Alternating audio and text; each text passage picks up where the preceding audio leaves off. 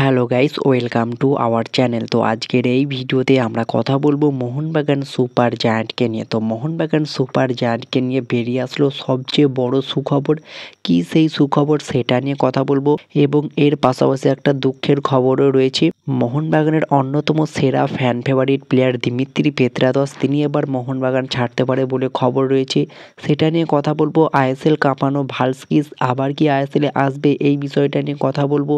Armand Sadiku, Bipin সিংকে নিয়ে update দেওয়ার রয়েছে, খুবই ইম্পর্টেন্ট আপডেট। পাশাপাশি গতকালকের ম্যাচে ওড়িশা এফসি একটা দুরন্ত কামব্যাকে বেঙ্গালুরু এফসিকে হারিয়ে দিল, সেই ম্যাচটা নিয়ে কথা বলবো। তো ভীষণ গুরুত্বপূর্ণ হবে ভিডিওটা, শেষ পর্যন্ত দেখতে থাকো। আর এই চ্যানেলে প্রথমবার এসে থাকলে সাবস্ক্রাইব অবশ্যই করে দিও। তো চলো শুরু করা যাক। ফার্স্ট অফ অল আমরা কথা বলে নেব গতকালকের ম্যাচ নিয়ে, যেখানে ওড়িশা এফসি খেলতে নামে বেঙ্গালুরু এফসির এগেনস্টে, বেঙ্গালুরু এফসির ঘরের মাঠে। আর সেখানে জয়টা যে খুব একটা সহজ হবে সেটা নয়, তবে ওড়িশা এফসি সব থেকে সেরা একটা কামব্যাক কিন্তু করে দেখালো এই ম্যাচে। তবে কিছুটা অ্যাডভান্টেজ পেয়ে গিয়েছিল জোভানোভিচের লাল কার্ডটা দেখার পরে। তো এই ম্যাচে প্রথমেই 10 মিনিটের মাথায় গোল করে দেয় এডগার মেন্ডেজ। 10 মিনিটের মাথায় একটা গোল করে বেঙ্গালুরু এফসিকে লিড পাইয়ে দেয়, এবং 3 মিনিটের মধ্যেই মানে 13 মিনিটের মাথায় আবারও গোল করেন সুনীল ছেত্রী। একটা আনবিলিভেবল গোল ছিল সেটা। সেক্ষেত্রে বেঙ্গালুরু এফসি 2-0 গোলে লিড পেয়ে যায়, এবং ফার্স্ট হাফে বেশ ভালো রকম চলছিল প্রথম 15 মিনিট, এবং 26 মিনিটের মাথায় যেখানে দিয়াগো মরিসিওকে বক্সের ভিতরে ফাউল করা হয়, জার্সি ধরে টেনে ফেলে দেওয়া হয়, যার ফলে পেনাল্টি তো পাই। পরে কিন্তু জোভানোভিচকে রেড কার্ডও দেখানো হয়, যেটা কিন্তু রেড কার্ড আদেও হয়েছে কিনা সেটা নিয়ে সন্দেহ থাকছে। তারপরেও জোভানোভিচকে রেড কার্ড দেখানো হয়, এবং পেনাল্টি থেকে 29 মিনিটের মাথায় দিয়াগো মরিসিও প্রথম গোলটা করেন ওড়িশা এফসির হয়ে, এবং সেকেন্ড গোলটাও আসে কিন্তু পেনাল্টি থেকে, যেখানে কিন্তু রাহুল কেপি বক্সের মধ্যে একটা বল ক্রস করতে যায়, আর সেটা রোশান সিংয়ের হাতে লেগে যায়। সেখান থেকে পেনাল্টি পেয়ে 38 মিনিটের মাথায় জোড়া গোল করেন দিয়াগো মরিসিও, এবং সমতায় ফেরায় ম্যাচটাতে। এবং প্রথম হাফে 2-2 গোলেই ম্যাচটা শেষ হয়। সেকেন্ড হাফে 50 মিনিটের মাথায় হুগো বুমোসের বাড়ানো বল থেকে মোর্তাদা ফল একটা আলতো হেড করে, যেখান থেকে জেরি দুরন্তভাবে ফিনিশ করে বলটা, আর সেখান থেকেই ওড়িশা এফসি লিড নিয়ে নেয়। 3-2 গোলে ম্যাচটা চলতে থাকে। ওড়িশা এফসি কিছুটা স্লো ডাউন করে, পরে দিয়াগো মরিসিওকে তুলে নেওয়া হয়। ডোরিয়েলটন আসে, তিনিও বেশ ইমপ্রেসিভ ফুটবল খেলে গতকালকের ম্যাচে। সব মিলিয়ে ওড়িশা এফসি খুবই ইমপ্রেসিভ এবং দুরন্ত একটা কামব্যাক ম্যাচ খেললো গতকালকে। আর এই ম্যাচ জেতার ফলে কিন্তু বেঙ্গালুরু এফসি পয়েন্ট লুজ করলো, আর এর ফলেই কিন্তু মোহনবাগান পেয়ে গেল সবচেয়ে বড় সুখবর। এর থেকে বড় সুখবর হয়তো আর হয় না। মোহনবাগান ফ্যান্সরা এবং মোহনবাগান তারা কিন্তু চাইছিল যে এই ম্যাচটা অবশ্যই ওড়িশা এফসি জিতুক। পার্সোনালি আমিও চেয়েছিলাম। তো সেক্ষেত্রে মোহনবাগান কিন্তু খুশিই হবে ওড়িশা এফসি ম্যাচটা জেতায়। দুরন্ত একটা কামব্যাক বলতে পারো। প্রথম 15 মিনিটের মধ্যেই বেঙ্গালুরু এফসি 2-0-তে যেভাবে এগিয়ে গিয়েছিল, হয়তো 3 পয়েন্ট নিয়ে নেবে বলেই আমরা আশা করেছিলাম। তবে ফাইনালি ম্যাচটা ওড়িশা এফসি জিতে যায়। তবে বেঙ্গালুরু এফসি খুব সহজে হাল ছাড়েনি। 10 জনে একটা অনবদ্য লড়াই কিন্তু করেছে। বিশেষ করে নজর কেড়েছে রায়ান উইলিয়ামস।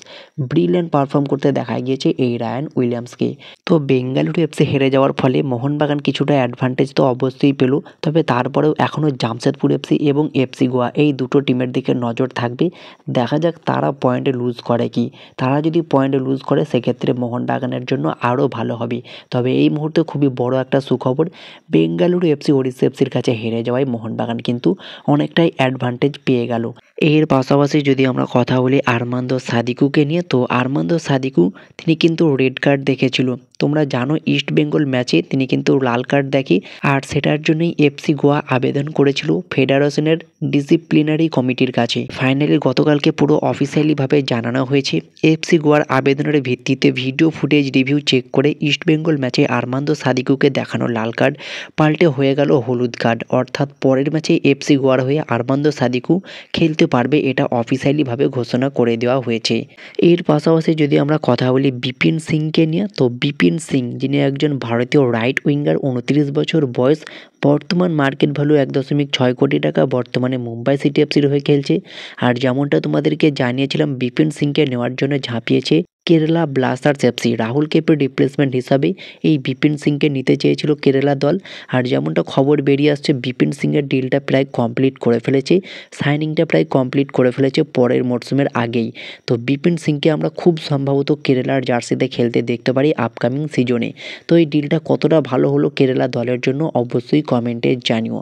এর পাশাপাশি মোহনবাগানের একটা খুবই ভালো খবর নিয়ে যদি আমরা কথা বলি, মোহনবাগানের আন্ডার-15 জুনিয়র প্লেয়াররা কিন্তু কলকাতা সিটি চ্যাম্পিয়ন হয়ে গিয়েছে, মানে রিলায়েন্স ফাউন্ডেশন ডেভেলপমেন্ট লিগে তারা কিন্তু চ্যাম্পিয়ন হয়েছে, যেটা কিন্তু খুবই গর্বের একটা বিষয় বলতে পারো। তো তাদের জন্য আমরা অবশ্যই বেস্ট অফ লাক জানাই। এরপরে যদি আমরা কথা বলি দিমিত্রিয়স পেত্রাতসকে নিয়ে, তো দিমিত্রিয়স পেত্রাতসকে নিয়ে বেরিয়ে এসেছে একাধিক জল্পনা, বিশেষ করে লাস্ট ম্যাচে পেত্রাতসকে যখন তুলে নেওয়া হয় কিছুটা রেগে গিয়েছিল দিমিত্রি পেত্রাতস, তিনি কিন্তু মাঠে থাকতে চেয়েছিলেন, তারপরেও তাকে তুলে নেওয়া হয় এবং সেখান থেকেই বেরিয়ে আসছে অনেক জল্পনা যে দিমির সঙ্গে মলিনার ঝামেলা তো হয়েছেই এবং দিমি বর্তমান সময়ে মোহনবাগান টিমের সঙ্গে ফিট করছে না, খুবই অফ ফর্মে রয়েছে, যার ফলে হয়তো দিমির সময় শেষ মোহনবাগানে। অনেক সমর্থকরাও কিন্তু দিমিকে এই মুহূর্তে দিমি আউট বলছে, একসময় কিন্তু এই দিমিকেই মোহনবাগানের প্রাণভোমরা হিসাবে ধরা হয়েছিল। তো সেই দিমিকে হঠাৎই কিন্তু ছেড়ে দেওয়ার একটা প্রশ্ন উঠেছে বর্তমান সময়ে। তবে কি দিমির সময় শেষ হয়ে গেল মোহনবাগানে? তো দেখো লাস্ট দুটো মরশুম মোহনবাগানের হয়ে যে পারফরমেন্স করেছে দিমিত্রি পেত্রাতস, সেই পারফরমেন্স অনুযায়ী একটা মরশুম কিন্তু কিছুটা হলেও ফর্ম ডাউন হয়েছে পেত্রাতসের। তো সেক্ষেত্রে আমরা আশা করব অবশ্যই পেত্রাতস খুব দ্রুত ফর্মে ফিরবে। যদিও এই মরশুমটা না ফর্মে ফিরতে পারে, পরের মরশুমে হয়তো তিনি ফর্মে ফিরতেই পারে। আর মোহনবাগানের সঙ্গে তার এই মরশুমটা ছাড়াও আরও একটা মরশুম চুক্তি রয়েছে। তো আশা করব পেত্রাতসের ওপরে ভরসা করুক মোহনবাগান ম্যানেজমেন্ট অথবা মোহনবাগান কোচ মলিনা। বাকি দেখা যাক, মলিনা থাকলে হয়তো পেত্রাতসকে আমরা নাও দেখতে পারি। বর্তমানে এই জল্পনাটাও বেরিয়ে আসছে। এরই মাঝে আইএসএল কাঁপানো একজন দুর্দান্ত প্লেয়ার যার নাম নেরিজাস ভালস্কিস। অবশ্যই তোমাদের মনে আছে 2019-20 মরশুমে ব্রিলিয়ান্ট পারফর্ম করেছিল চেন্নাইয়ের হয়ে, পরে জামশেদপুর এফসিতে একটা মরশুম খেলে এবং আবারও চেন্নাইতে কামব্যাক করে। একজন লিথুয়েনিয়ার সেন্টার ফরওয়ার্ড, বর্তমানে তিনি কি আইএসএলে আসবে? একজন আমাকে এই প্রশ্নটা করেছে, তো তোমাদেরকে কনফার্মভাবে জানিয়ে দিই, এই নেরিজাস ভালস্কিস কিন্তু অনেক দিন আগে রিটায়ারমেন্ট নিয়ে নিয়েছে। তো তার আইএসএলে আসার কোনো রকম চান্স কিন্তু থাকছে না। তো তার খেলা আমরা কোনো রকম আর আইএসএলে দেখতে পারবো না, তিনি কিন্তু রিটায়ার নিয়ে নিয়েছে। তো এই সমস্ত আপডেটগুলোই তোমাদেরকে জানানোর ছিল, জানিয়ে দিলাম। তো ভিডিওটি ভালো লাগলে লাইক শেয়ার কমেন্ট অবশ্যই করে দিও, আর আমাদের চ্যানেলে প্রথমবার এসে থাকলে সাবস্ক্রাইব করে পাশের বেল আইকনটিকে অল প্রেস করে দিও। তো দেখা হচ্ছে নেক্সট ভিডিওতে। Bye bye, have a good day.